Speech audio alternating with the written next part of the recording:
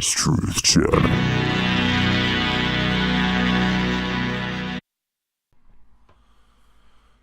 Thank you for coming to Sees Truth Channel. Today's title is When Was Salvation Brought Forth? So, three translations that need to be known. In the Greek, the word world is cosmos, and it means universe. In the Hebrew, the word God means Elohim. And also in the Hebrew, the words let there be mean to fall out. So when was salvation brought forth? There's a lot of people that would answer very quickly on this question and say, at the crucifixion. And there was a time whenever I, for one, thought the same. But I never paid attention to something that was very important. Now, I do not deny Jesus Christ whatsoever. Nonetheless, there's something we must understand that Jesus was trying to tell us also, I believe. So, let's go to John 3:16. For God so loved the world, and remember, in the Greek, world is cosmos, which means universe. So, for God so loved the universe that he gave his only begotten Son, that whosoever believeth in him should not perish, but have everlasting life. For God sent not his Son into the universe to condemn the universe, but that the universe through him might be saved. So why would God the Father send his only begotten Son into the universe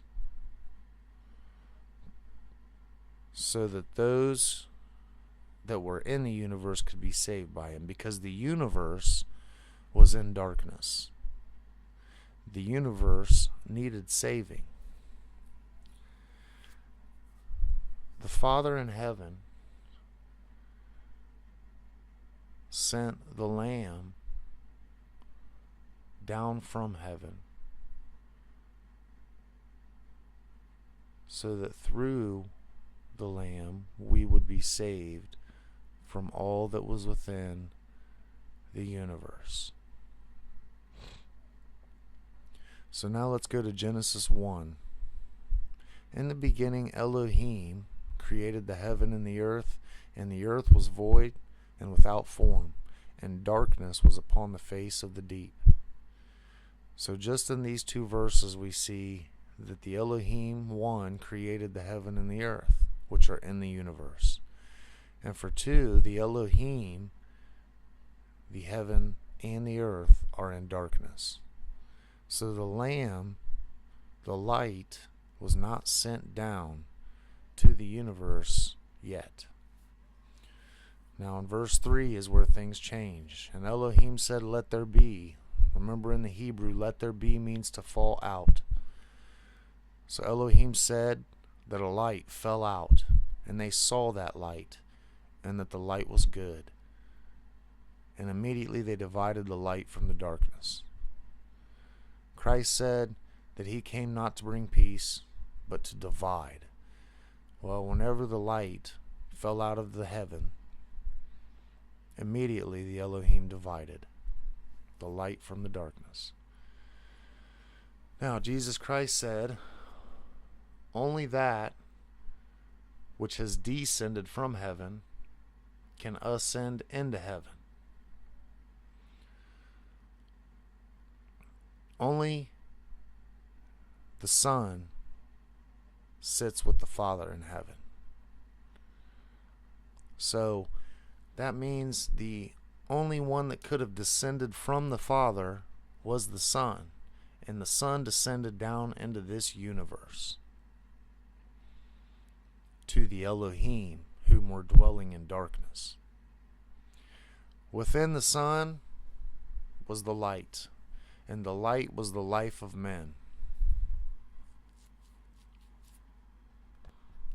For there was nothing made that had been made that was made without him. for he is in everything. So how can this be? If everything that was made through him and by him, how was the Lamb slain from the foundation of the world? Well, the Lamb was the light, the life. And if the Lamb was slain, then that means the light and the life was used to create and make things on the earth. Now, who would do such a thing? Well, Jesus said that the devil was a murderer and a liar from the beginning. From the beginning. So we have three things happening. We have the Lamb slain from the foundations of the earth, which was in the beginning. We have the Elohim creating the heaven and the earth within this universe in darkness in the beginning. And we have the devil, who was a murderer, a liar, and a thief from the beginning. So, if the Elohim are dwelling in darkness, then that means that their God, their Lord, was the devil himself. And whenever the Lamb descended from heaven into this universe, the devil himself was with the Lamb. The devil himself seen the light and comprehended it not.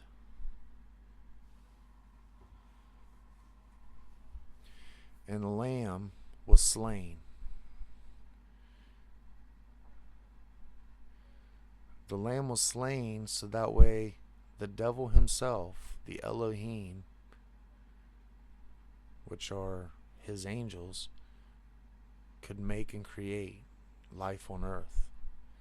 Now let's remember, what did the devil want to do? The devil wanted to elevate his throne so that he was like the Most High. He was making himself to be like God, the Father. So he used the Lamb slain, the light of life, to create life on the earth, which was void and dark.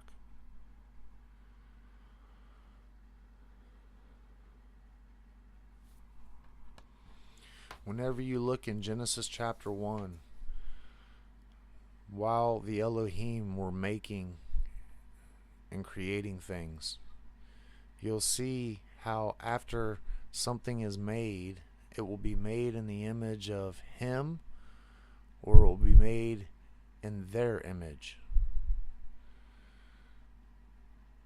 I can't help but think that the Elohim were making things with the light of life, and the Elohim were also making things without the light of life. Now, amongst the Elohim, there was division in the beginning, because whenever the Elohim in Genesis 1:3 saw the light fall out, they divided the light from the darkness. So that means that there were some Elohim that believed upon the Lamb. And then there was the Elohim who did not. So the Elohim were creating and making things after his image as well as in their image.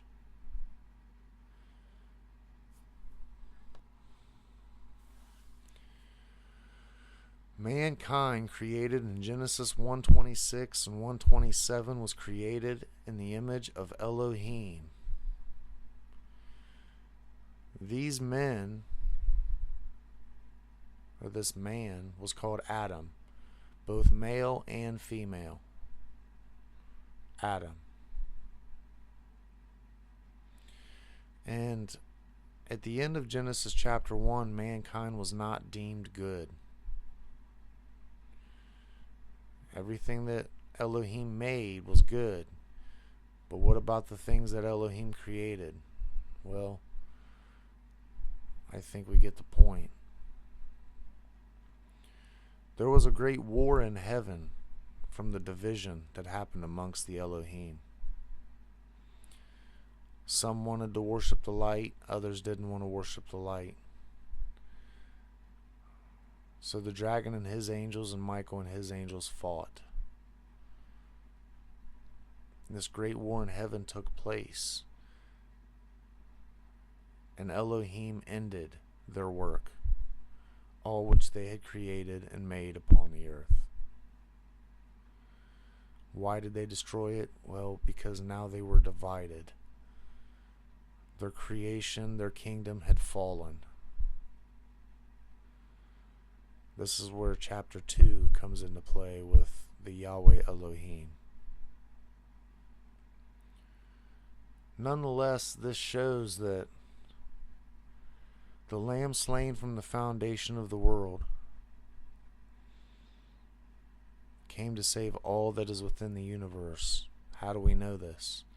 Because it talks about it in Revelation after the war in heaven.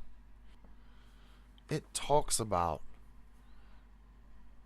how the Lamb saved the Elohim, which were in heaven.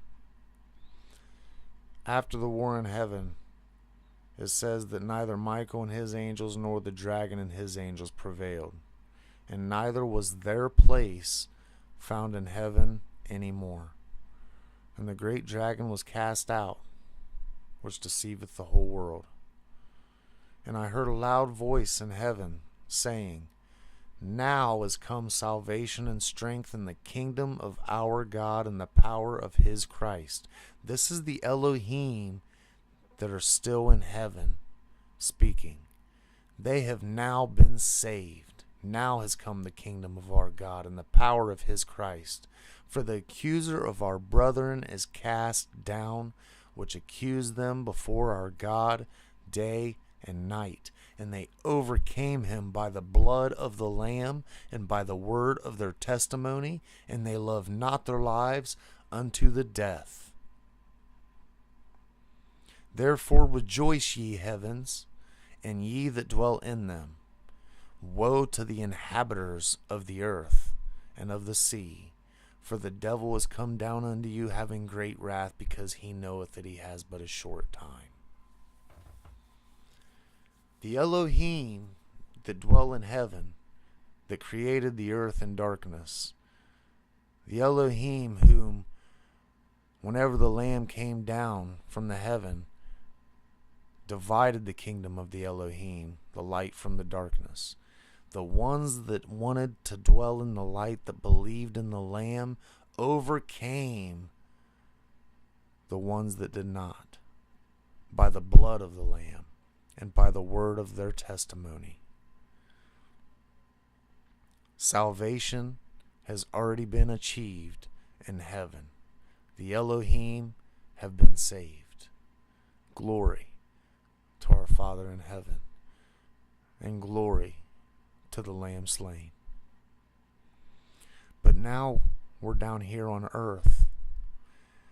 Remember at the end of Genesis chapter 1, the Elohim ended their work. The earth was destroyed. And this is where the Yahweh Elohim starts making things out of the dirt in chapter 2, which is another section we'll get into next. So I just showed you and explained to you that the Lamb slain from the foundation of the world is the Lamb slain from the foundation of the universe, and that the universe needed salvation, and the Elohim dwelling within them needed salvation. Whenever the Lamb came down, there was a division in the kingdom of the Elohim. They divided the light from the darkness. Nonetheless, the Elohim started making and creating things on the earth. Creation was complete after 6 days, and on the 7th day, the Elohim destroyed their creation and put an end to it. There was a great war in heaven between the Elohim. Michael and his angels, the dragon and his angels, fought, and neither prevailed. And they were cast out of heaven. Now, let's remember, in Revelation 13, verse 10, he that leadeth into captivity shall go into captivity. He that killeth with the sword must be killed with the sword. Here is the patience and the faith of the saints. So whenever Michael and his angels went to war with the dragon and his angels, Michael was leading the dragon into captivity on the earth. Michael and his angels fought against the angels and the dragon. So I'm sure that they were killing. Well, he that killeth with the sword must be killed with the sword.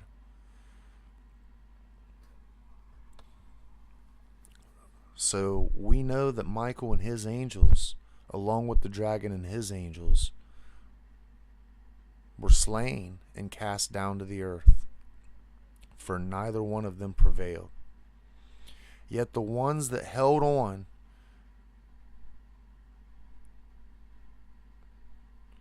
the ones that believed upon the Lamb, overcame the dragon and his angels, overcame the temptation for judgment upon them.